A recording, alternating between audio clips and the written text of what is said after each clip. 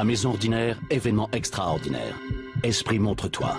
Les maisons hantées de Grande-Bretagne passent sous le feu des projecteurs quand nos médiums de choc affrontent les entités diaboliques qui rôdent à l'intérieur. Sortez de chez moi! Il faut que je sorte.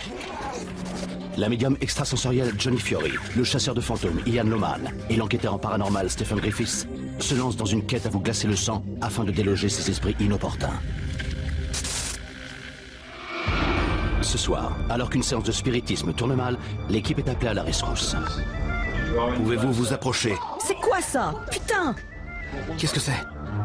Oh non, c'est pas vrai!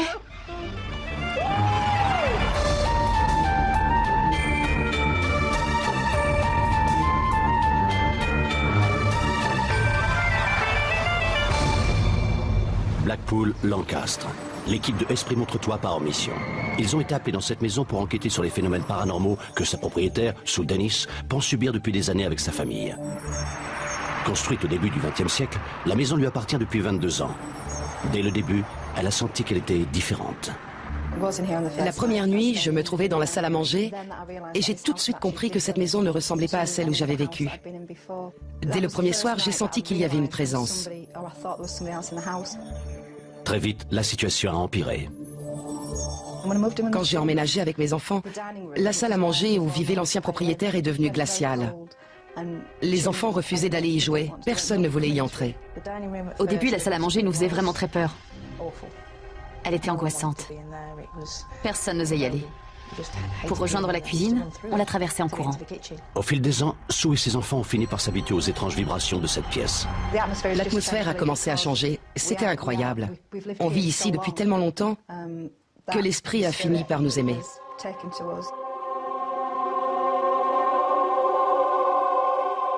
Qui est cet esprit capricieux qui a mis si longtemps à accepter Sue et ses enfants? Je pense qu'elle s'appelle Tilly. Elle doit avoir 7 ans. La première fois que je l'ai vue, c'était totalement surréaliste. Il y a un miroir juste en face de la porte de ma chambre et je l'ai vue aussi nettement que je vous vois. Ce n'était pas une apparition, c'était une belle petite fille bien réelle. Et c'est seulement en voyant ses longs cheveux que j'ai réalisé que ce n'était pas mon fils. Mon cœur a fait un bond, mais quand j'ai regardé le miroir, elle avait disparu. La première rencontre de Louise et Tilly a été plus brutale. J'ai senti quelque chose comme un énorme bloc de glace, de la taille de 2 points.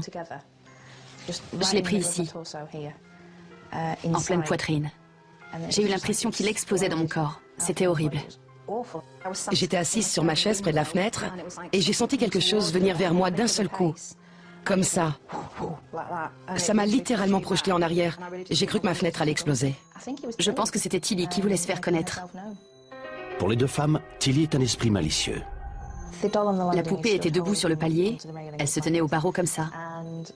Et je pense que Tilly jouait avec. Parfois, le matin, quand on se réveille, on sait qu'on va la trouver par terre ou assise, à l'endroit où elle est tous les jours. Récemment, Sue a senti un esprit menaçant envahir sa maison. J'ai vu cet homme.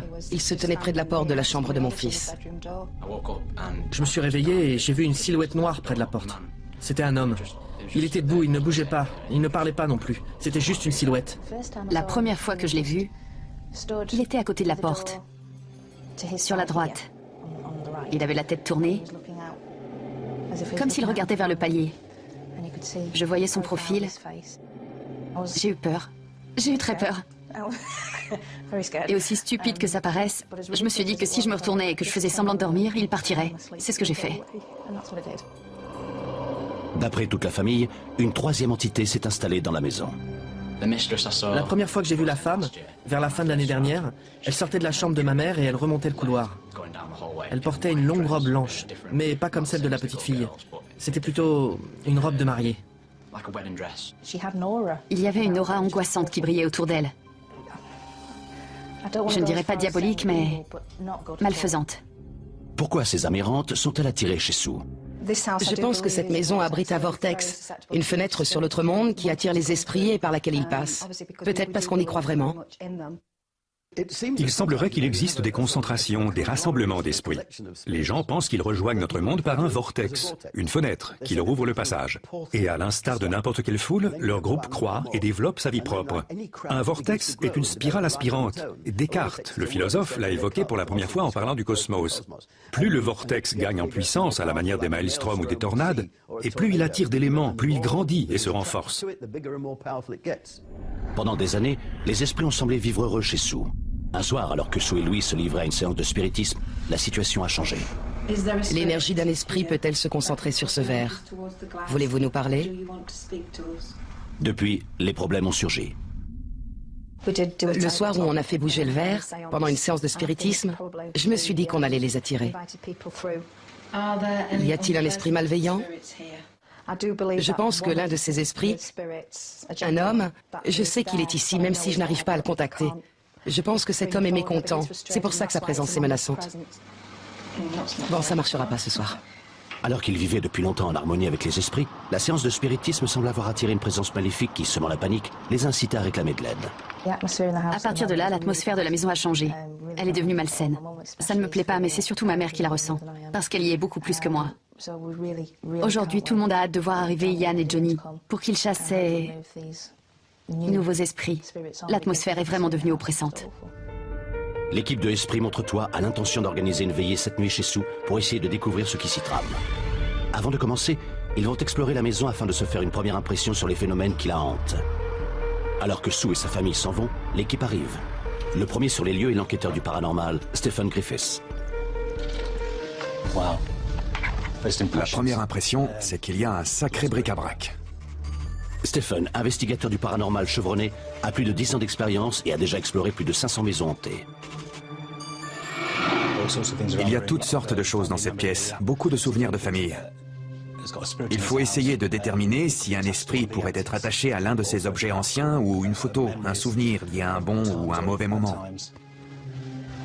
Stephen se dirige vers le palier du premier pour mesurer la température. Il gèle ici. Il fait beaucoup plus froid qu'en bas, alors qu'on pourrait penser le contraire, puisque la chaleur monte. Mais il fait froid, vraiment très froid. Le reste de l'équipe arrive plus tard dans la soirée. La médium Johnny Fiori et le chasseur de fantômes Ian Loman. Ils n'ont jamais rencontré Sue et ignorent ce qui s'est passé chez elle. Une fois à l'intérieur, ils se séparent et explorent la maison pièce par pièce. Ian capte aussitôt de puissantes vibrations. Je ressens une forte activité. Avec plus de 1000 enquêtes paranormales à son actif, le chasseur de fantômes Ian Loman est le plus expérimenté des 3 membres de l'équipe. Il estime avoir exorcisé plus de 300 maisons. Je ressens une énergie puissante, surtout ici, dans cette pièce. Un flux énergétique. Je pense que ce lieu est particulièrement actif. J'ai senti quelque chose venir vers moi d'un seul coup. Comme ça. Ça m'a littéralement projeté en arrière. Ça me fait penser à une spirale d'énergie. Peut-être une ouverture, un vortex. Johnny est elle aussi surprise par l'activité qui règne dans la maison. Il se passe tellement de choses dans cette maison. J'ai été littéralement bombardée d'images. Johnny a toujours été médium. Elle tient ses dons parapsychiques de ses ancêtres et a exploré plus de 100 maisons à la recherche de phénomènes paranormaux. Je vois un homme en haut des marches. Je m'occupe de toi dans 1 minute. Il regardait vers le palier. Je voyais son profil. Qu'est-ce que c'est que ça? La poupée était debout sur le palier. Elle se tenait au barreau comme ça. Et je pense que Tilly jouait avec. Quelqu'un t'aime bien, n'est-ce pas? Quoi? Oh, ok. Je perçois une grande tristesse autour de cette robe de mariée. Je ne sais pas ce que c'est. Une odeur d'alcool et de fumée. Je vois un homme qui monte l'escalier en trébuchant. Il a les pieds lourds. Il est ivre. Je suis attiré dans cette chambre, et au moment où j'entre, un homme à l'intérieur me lance « Sortez de chez moi !» Sue Dennis pense que sa maison du début du XXe siècle, à Blackpool, abrite un passage vers l'au-delà. Récemment, Sue et sa fille se sont livrés à une séance de spiritisme. Y a-t-il des esprits malveillants? Depuis, la situation s'est dégradée. Elle pense avoir libéré un esprit malveillant. Un homme à l'intérieur me lance « Sortez de chez moi !» Pour l'aider, elle a appelé l'équipe de Esprit et Tula à la rescousse. Sue et sa famille viennent de quitter leur maison et l'équipe s'est installée pour une nuit de veille. Ian, Johnny et Stephen commencent leur surveillance au rez-de-chaussée dans la salle à manger. La pièce qui, d'après Sue, est au cœur de l'activité paranormale. On est assis dans la pièce où se trouve le vortex. Johnny est installé dans l'angle. Une force a été appelée dans cette maison. Et elle s'est retournée contre eux. Exactement. Ils ne la contrôlent pas. Ils ne peuvent pas la repousser. Non.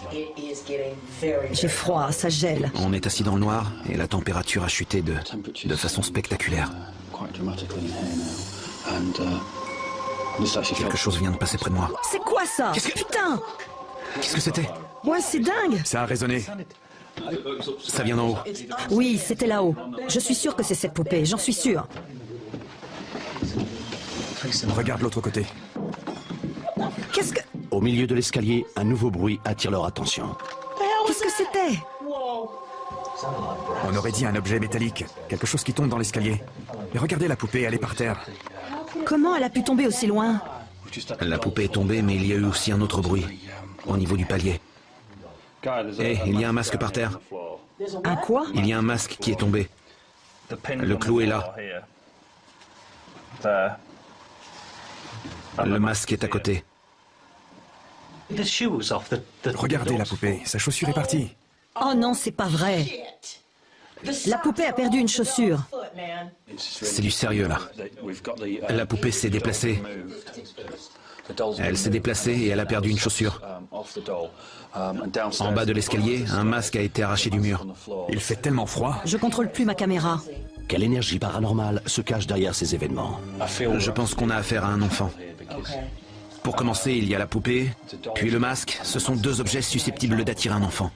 Je ne sais pas. Je me dis qu'un adulte, cet homme ivre, je pense qu'il pourrait... Tu crois qu'il est rentré ivre et qu'il a tout fait tomber autour de lui? Oui. C'est possible. Il y a une activité débordante, mais à chaque fois, on rate ce qui se passe. C'est typique du monde des esprits d'agir pendant qu'on a le dos tourné ou que la caméra ne tourne pas. C'est un classique, mais cette fois-ci, je vais monter et installer des caméras. Je vais en mettre 2 ou 3 en haut de l'escalier avec des détecteurs de mouvement et des enregistreurs de voix électroniques. Comme je viens de l'expliquer, on va installer les caméras sur le palier pour filmer et enregistrer. De retour dans la salle à manger, qui, selon eux, est le passage vers le monde des esprits, Ian tente d'attirer l'entité. Est-ce que vous pouvez faire du bruit dans cette pièce?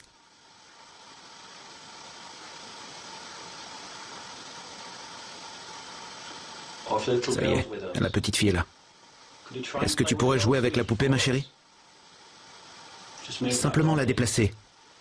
Sur le palier. Ou dans l'escalier. C'était quoi cette lumière? C'était quoi? Ça va? Oh, Ian? C'est toi, ma chérie? C'est la lumière de l'extérieur? Non, il n'y a pas de lumière dehors. Ian a invoqué l'esprit et la lumière a surgi dans mon dos. J'étais assise ici, et brusquement, j'ai aperçu son reflet et je me suis dit... Qu'est-ce qui se passe derrière moi? Je ne sais pas ce que c'est, je ne peux pas l'expliquer. Cette maison est hantée. Je crois que t'as raison, Johnny. Toute l'équipe est maintenant persuadée que la maison est hantée. Leur conviction est renforcée pendant la nuit quand ils perçoivent un bruit étrange. T'as entendu ce que j'ai entendu? T'as entendu? T'as entendu quoi? C'est toi?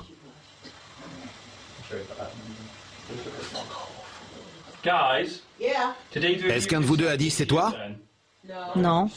Vous le jurez? Aucun de vous deux n'a dit c'est toi? Non.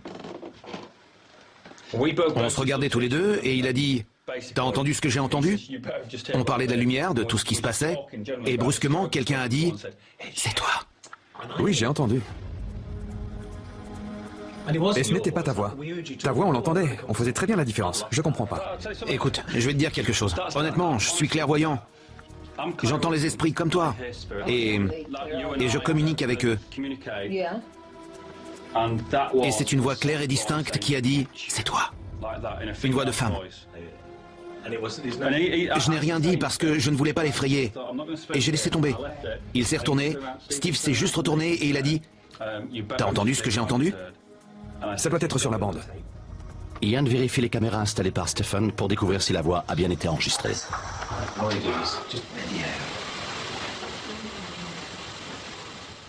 Eh, c'est là, c'est sur la bande. Venez écoutez. L'équipe écoute la voix enregistrée. Est-elle la preuve d'une présence surnaturelle? Oh non, c'est dessus. Merde.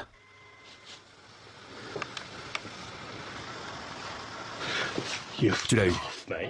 Johnny, je suis avec toi. Ouais. Merde! Tout le monde a entendu la voix mystérieuse. Mais de qui émanait-elle et à qui s'adressait-elle? Je suis avec toi.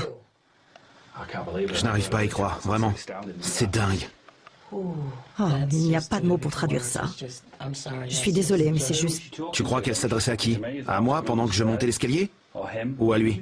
Tu as lancé le magnéto. Tu l'as mis en route. Je l'ai lancé, j'étais en train de monter et j'ai senti un courant froid glisser sur moi. Je parlais de cette lumière, je vous ai appelé et c'est à ce moment-là que j'ai entendu « Je suis avec toi ». Je suis exorciste depuis 10 ans, mais là...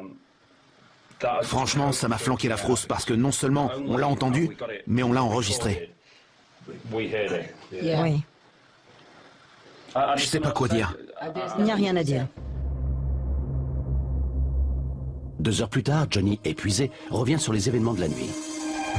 Ce qui s'est passé ce soir dans cette maison est absolument incroyable. Tellement incroyable que j'ai du mal à y croire. Avant, j'étais nerveuse, mais là, j'ai eu peur. J'ai eu vraiment très peur. Le lendemain, Johnny revient dans la maison. Pour la première fois, elle va rencontrer Sue et ses enfants. Parlez-moi de la vie dans cette maison. Elle est très agréable. C'est une maison dans laquelle on se sent bien, en sécurité. Elle est chaleureuse. C'est vraiment un très bel endroit où vivre. Alors pourquoi on est là? Dès le premier jour où j'ai emménagé, j'ai su qu'il se passait des choses dans cette maison. Et au fil des ans, j'ai senti des présences autour de nous. Je les appelle mes résidents. J'aimerais bien mieux les connaître. D'après vous, il y en a combien? 5. Seulement 5? Je parle des résidents. Ok. Il y en a d'autres. Je sais qu'ils sont ici. Je sais aussi qu'il y en a un qui est malheureux.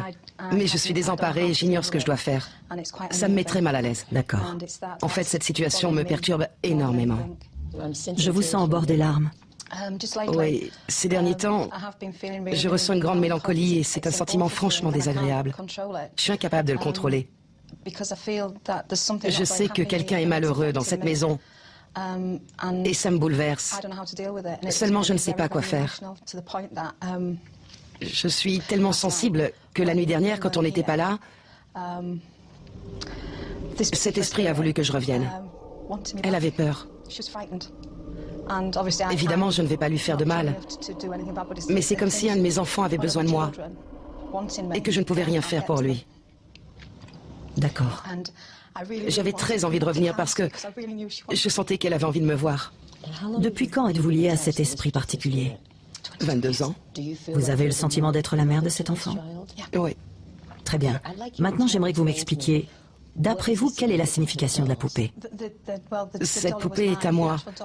La poupée avec laquelle joue cet esprit était la mienne quand j'étais petite. Elle a l'air de beaucoup l'apprécier. Mike, parle-moi de ta chambre. Il s'est passé pas mal de choses dans ma chambre. Ces manifestations, l'homme près de la porte, il est simplement là. En général, il reste immobile. C'est juste une silhouette noire. Je ne l'ai jamais vu se déplacer, ni entrer, ni sortir de la chambre. Qu'est-ce que vous attendez tous les trois? Répondez-moi franchement. J'ai envie de découvrir qui ils sont et d'où ils viennent. Moi, j'ai surtout envie que ma mère se sente bien. Sue?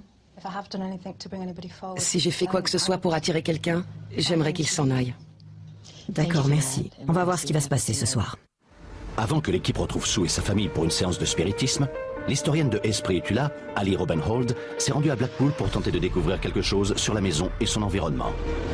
Blackpool est devenue une destination de villégiature dans les années 1870. Les gens qui travaillaient dans le nord venaient ici, attirés par l'air de la mer et les attractions proposées. Quand la tour a été ouverte au public en 1894, la population passait tous les étés de 3500 à 250 000 personnes. Et bien sûr, tous ces gens devaient se loger. Des recherches dans les archives locales ont révélé que la maison de Sue avait été utilisée à l'origine pour accueillir des vacanciers. Construite en 1909 sur une terre agricole, notre maison était une pension. Dans les années 1920, plusieurs maisons de notre rue offraient des chambres à louer. La nôtre a été tenue par une succession de femmes seules. Après la Première Guerre mondiale, en raison du manque d'hommes, beaucoup de femmes obligées de travailler exerçaient la profession de logeuse. La maison de Sue, qui a été l'une des premières pensions de Blackpool, a probablement accueilli un grand nombre d'occupants. Certains de ces locataires ne l'auraient-ils jamais quitté. Depuis 22 ans, Sue Dennis vit en harmonie avec les esprits qui pénètrent chez elle par un passage situé dans sa salle à manger. Mais récemment, lors d'une séance de spiritisme, elle pense avoir attiré un esprit malveillant. Pour l'équipe de Esprit Montre-toi, la nuit de veille s'est transformée en une expérience angoissante. Le chasseur de fantômes Ian Loman revient chez Sue lui proposer son aide. Ok. Cette maison est très impressionnante. Ça fait 10 ans que je suis exorciste et aujourd'hui, je peux vous dire qu'elle mérite de figurer sur la carte des lieux les plus hantés d'Angleterre. Oui. Vous trouvez peut-être certains phénomènes agréables, mais je ne suis pas du tout d'accord. Elle les fait expérimenter la nuit dernière, elle n'avait rien d'agréable. Quelqu'un jouait avec la poupée. Un masque est tombé du mur. On sentait autour de nous une énergie puissante. Le problème est qu'on a affaire à 3 esprits avec lesquels on va devoir travailler. L'un de ces esprits est une enfant. Il y a aussi un homme, je ne l'aime pas. Il est brutal, violent, on le sent très en colère. Et puis il y a une femme. Elle est charmante, mais très désorientée. Soit elle a été abandonnée, soit il y a eu un problème de couple. Peut-être l'échec de son mariage. L'endroit où on est assis en ce moment est un passage, un vortex. Je sens que les problèmes ont commencé à partir du moment où il a été bloqué. Ce genre de choses n'arrive jamais spontanément, c'est impossible. Quelqu'un, quelque part, a dû faire quelque chose. Il y a environ 2 semaines, on a fait bouger un verre. Vous avez attiré les problèmes. C'est une leçon à retenir. Il ne faut jamais provoquer les éléments qu'on ne contrôle pas, ok? Ian pense que cette séance est à l'origine des problèmes. D'après lui, Sue aurait attiré un esprit violent et le meilleur moyen de reprendre la situation en main est de rétablir le contact. Il envoie Sue seule dans sa chambre. Toute l'équipe la surveille depuis un moniteur. Sue, tu m'entends? Oui, je t'entends. Bon, maintenant je veux que tu appelles cet esprit. On est là pour te protéger. Je m'adresse à l'esprit qui se trouve dans cette chambre avec moi. Je sais que vous êtes là, même si je ne vous vois pas. Si vous ressentez le besoin de vous rapprocher, faites-le, pour que je puisse vous voir et savoir que vous êtes là.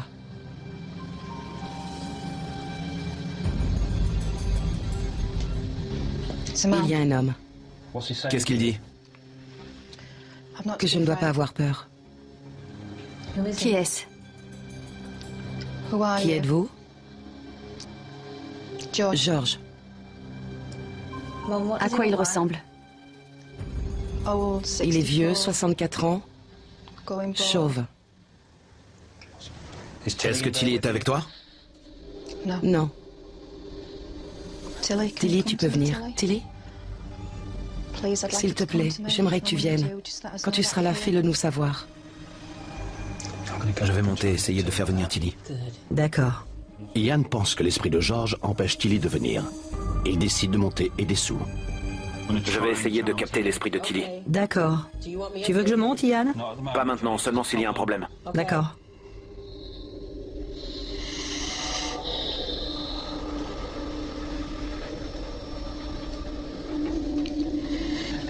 Il est avec toi, Sue.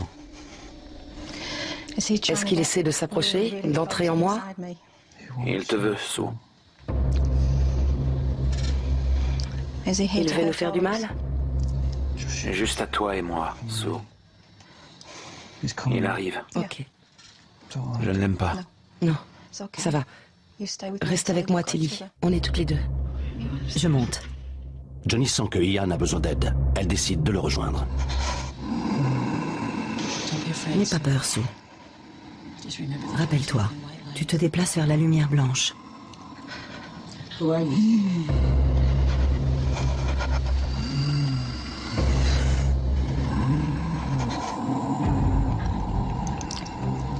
Ian?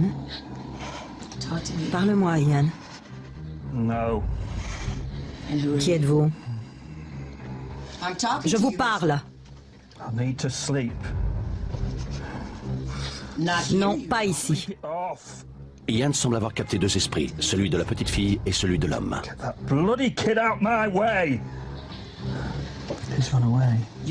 Votre présence est devenue indésirable ici. Tilly? Il se cache? En bas? Sue, ça va? Il apprécie Michael. Il a un fils, Tilly. Il a une famille. Tilly, je veux que tu t'en ailles, ma chérie. Je veux que tu laisses revenir Ian. Tu peux rester, mais tu dois quitter Ian. Reste à côté de Sue, tends les mains.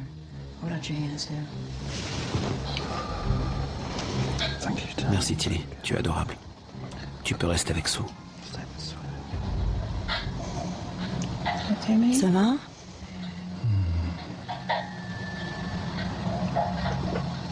Parle-moi, Ian. Ça va, Johnny?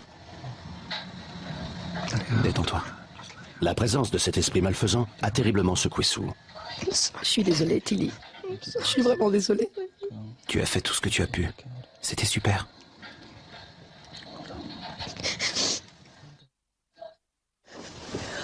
Bon, la bonne nouvelle est qu'on a réglé le problème de Tilly. Maintenant, on doit s'occuper de Maria, la femme en robe de mariée. Pour ça, on va tous descendre, apporter la robe de mariée dans la salle à manger et invoquer Maria. L'équipe pense que cette femme est triste parce que son mari l'a quittée devant l'hôtel. Ils vont aller chercher la robe de mariée pour tenter de l'attirer. Une fois dans la salle à manger, ils espèrent envoyer cette entité qui est censée être une femme et s'appeler Maria dans le monde des esprits grâce au vortex. Maria, si vous m'entendez, et j'espère que vous m'entendez, je veux que vous enfiliez cette robe magnifique, que vous la gardiez. Nous allons vous aider à vous déplacer vers la lumière. Ça va, Sue? Oui. Venez, Maria, cette robe est pour vous. Pouvez-vous passer les mains autour de cette robe? Oui. Est-ce que vous pouvez vous manifester? C'est bien. Placez-vous dans ce cercle, Maria, et marchez vers la lumière.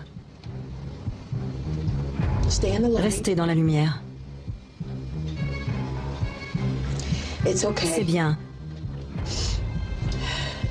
Restez dans la lumière. C'est parfait. Johnny, tu fais exactement ce qu'il faut. C'est parfait. Sois forte. Oui. Respire profondément. Profondément. Continue, Maria. Mon ami vous parle. Vous allez la voir. Je vous demande de la délivrer de son émotion, s'il vous plaît. Et vous voulez qu'elle vous aide? Libérez-la de cette émotion. S'il vous plaît.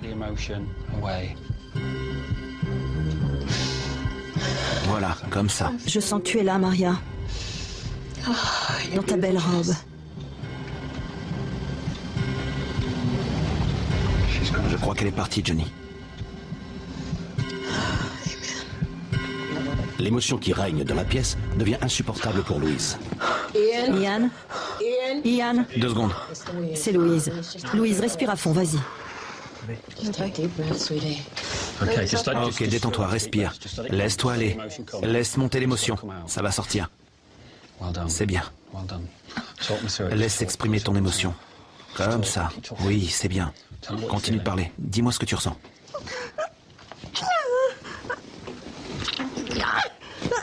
Vas-y, laisse-toi aller.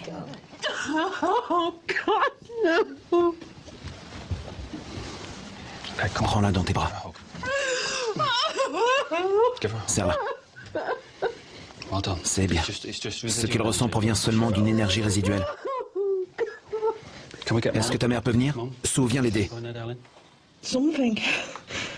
Quelque chose m'a emporté et je ne contrôlais plus rien. J'avais juste envie de me mettre en boule et de crier.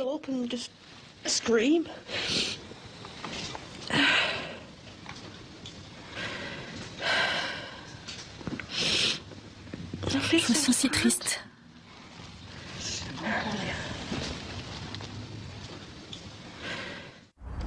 Je ne suis pas sûre de savoir ce qui s'est passé autour de cette robe de mariée. C'était tellement chargé en émotions, pas seulement pour moi, mais aussi pour Louise. Voir cet esprit prisonnier depuis si longtemps se glisser dans cette robe et atteindre la lumière, je n'avais jamais assisté à quelque chose d'aussi fort. C'était très émouvant. Maintenant, il ne nous reste plus qu'à écarter cet homme. Yann va s'en charger. Cette fois-ci, c'est lui le chef. Ok. On vient de passer une soirée déroutante, n'est-ce pas? Des vraies montagnes russes. George me préoccupe. La manière dont on va l'écarter, ce qu'on va faire avec lui. Je me suis promené dans la maison pour réfléchir et j'ai senti qu'il était faible. Visiblement, il s'agit d'un homme qui montre sa force uniquement lorsqu'il s'agit de maltraiter les femmes. Maintenant, l'esprit de Maria est parti et Tilly est sous notre protection. Il ne peut plus la voir. Je pense que ça va être assez facile de l'éloigner. Je vais me livrer à un rituel que j'ai déjà pratiqué et qui se révèle très efficace quand tout le monde participe. Je vais vous demander de faire chacun votre tour. Quand ce sera fait, on criera tous ensemble « Va-t'en, va-t'en, va-t'en » 3 fois. L'esprit sera automatiquement attiré vers la boule de cristal. À ce moment-là, il faudra qu'on le pousse à l'intérieur et je nettoierai les lieux. Il partira. Dès qu'il entrera dans cette boule, Tilly sera libéré, ok? Je te promets que Tilly sera là. Avant d'éloigner George, Ian entoure la table d'un écran protecteur. Je demande à tous mes guides de créer un passage entre moi et la boule de cristal qui est posée sur cette table. Je demande que l'âme de cet esprit pénètre dans cette boule, et uniquement dans cette boule. Une fois que ce sera fait, je vous demanderai de refermer la porte et de ne jamais la rouvrir. Johnny, Mike, Sue.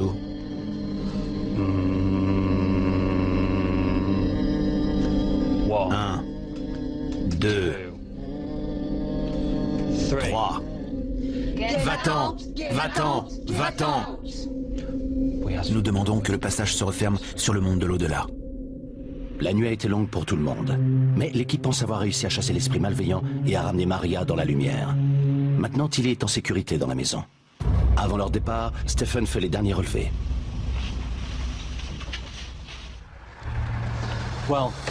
Je viens de quitter la maison. Après cette nuit particulièrement active, elle a retrouvé son calme. On s'y sent beaucoup mieux. Les esprits se sont déplacés vers la lumière et maintenant, elle apparaît comme un endroit sûr. Dans la maison de Sue à Blackpool, l'équipe de Esprit Montre-toi pense avoir exorcisé l'esprit d'un homme qui s'appelle George. Il est vieux, 64 ans, chauve. Va-t'en, va-t'en, va-t'en. Ian et Johnny ont détecté une forte odeur d'alcool autour de cet esprit. Une odeur d'alcool et de fumée. Il titube dans l'escalier. Il est ivre. Apparemment, il n'aime pas les enfants. Armée de ces indices, l'historienne de Esprit Montre-toi, Ali Rubenhold, s'est rendue à la bibliothèque locale pour essayer de découvrir l'identité de cet esprit. J'ai découvert qu'un dénommé Nicholas Topping avait vécu ici en 1857. Propriétaire de calèches et de cabines de bain, il vivait dans une maison voisine et était connu pour être un homme violent et alcoolique. La situation familiale de Nicholas était inhabituelle. Il vivait avec sa plus jeune fille, tandis que ses 2 aînés habitaient avec leur grand-père dans la maison voisine. Un article datant de 1862 relate qu'un jour, ivre et furieux, il s'est rendu dans la maison de son beau-père, a brisé la porte et l'a agressé physiquement. Il ne s'agissait pas de son premier acte de violence et ça n'a sans doute pas été le dernier. Cet alcoolique pitoyable pourrait-il être George? 15 jours plus tard, Sue et sa famille reviennent sur leur expérience avec l'équipe de Esprit Montre-toi. Quand Ian m'a demandé de monter dans ma chambre, j'étais perplexe et je ne savais pas si j'avais vraiment envie d'y aller ou pas. Mais je l'ai fait. Je suis montée, je me suis assise sur mon lit et j'ai tout de suite senti qu'un esprit était là avec moi. J'avais vraiment peur pour elle. Je sais à quel point elle est émotive, alors pour être honnête, oui, j'étais vraiment très angoissée.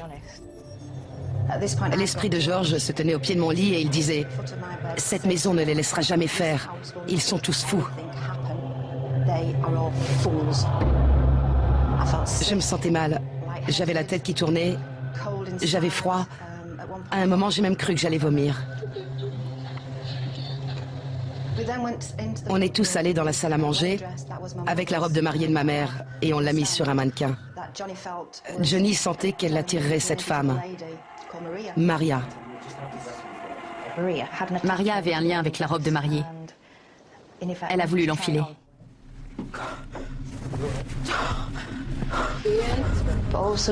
Tout à coup, je me suis sentie submergée par une énorme vague d'émotions. Et je me suis effondrée sur le canapé. J'avais le ventre noué. J'étais tellement triste.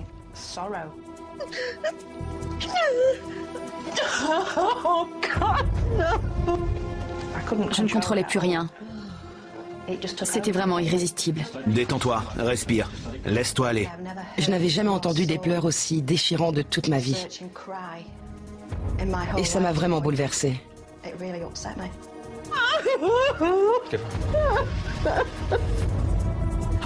C'était la première fois que je voyais ma sœur pleurer comme ça. C'est ce qui m'a le plus impressionné. Ensuite, Ian a décidé de se débarrasser de cet esprit malveillant à l'aide d'une boule de cristal. Va-t'en, va-t'en, va-t'en.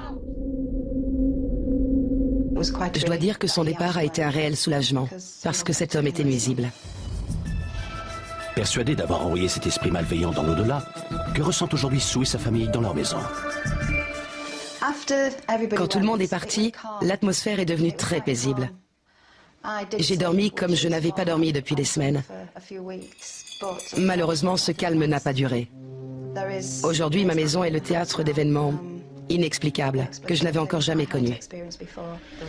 L'autre jour, dans la cuisine, un verre s'est littéralement envolé d'une étagère. Il a pratiquement traversé la moitié de la pièce. Ça a beaucoup perturbé ma mère. Depuis que tout le monde est passé, j'ai ressenti une accélération.